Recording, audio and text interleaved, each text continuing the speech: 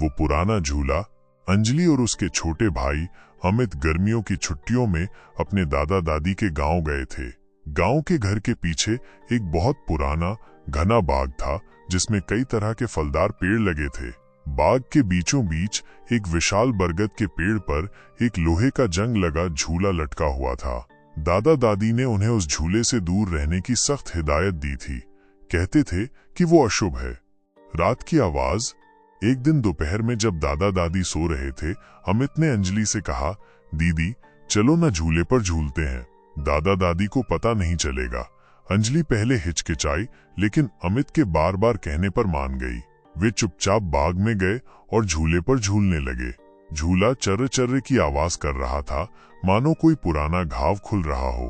कुछ देर झूलने के बाद उन्हें अजीब सा महसूस होने लगा, जैसे कोई उन्हें घूर रहा हो।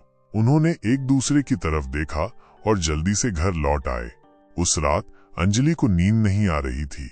आधी रात को उसे एक धीमी चर्र चर्र की आवाज सुनाई दी। ये वही आवाज थी जो झूले से आती थी। अंजलि ने सोचा शायद हवा चल रही होगी, लेकिन आवाज लगातार बढ़ती जा रही थी, जैसे कोई झूला झूल रहा हो। उसने खिड़की से बाहर झांका। चांदनी रात में उसे धुंधली सी एक आकृति झूले पर झूलती हुई दिखाई दी।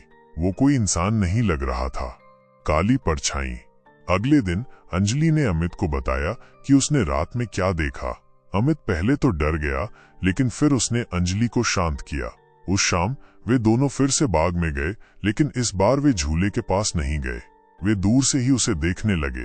तभी उन्होंने देखा कि झूला अपने आप धीरे धीरे हिलने लगा। कोई उस पे नहीं था। अंजलि और अमित की सांसें रुक गईं। अचानक झूले के नीचे से एक काली परछाई निकली और पेड़ों के पीछे गायब हो गई। वो परछाई किसी बच्चे जैसी लग रही थी, लेकिन उसकी गति बहुत तेज थी। अंजलि और अमित डर के मारे वापस घर भागे और उन्होंने दादा दादी को सब कुछ बताया। पुराना रहस्य। दादा दादी का चेहरा सफेद पड़ गया। दादाजी ने गहरी सांस ली और कहा, बहुत साल पहले इस घर में एक छोटी बच्ची रहती थी जो दिन रात इस झूले पर झूलती थी। एक दिन खेलते हुए वो झूले से गिरी और उसकी मौत हो गई। उसकी आत्मा आज भी यहीं भटकती है और उसी झूले पर झूलना चाहती है। उस रात अंजलि और अमित ने अपने कमरे की खिड़कियां बंद कर लीं, लेकिन उन्हें अब भी चर्र चर्र की आवाज सुनाई दे रही थी, जो उनके कानों में गूंज रही थी। उन्हें महसूस हुआ कि वो छोटी बच्ची की आत्मा उन्हें माफ नहीं करेगी।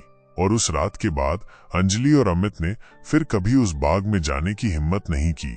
वो पुराना झूला आज भी वहीं है, अपनी कहानियां कहता हुआ, और उसकी चर्र चर्र की आवाज आज भी गांव की शांत रातों में सुनाई देती है। क्या आप और अधिक डरावनी कहानियां सुनना चाहेंगे?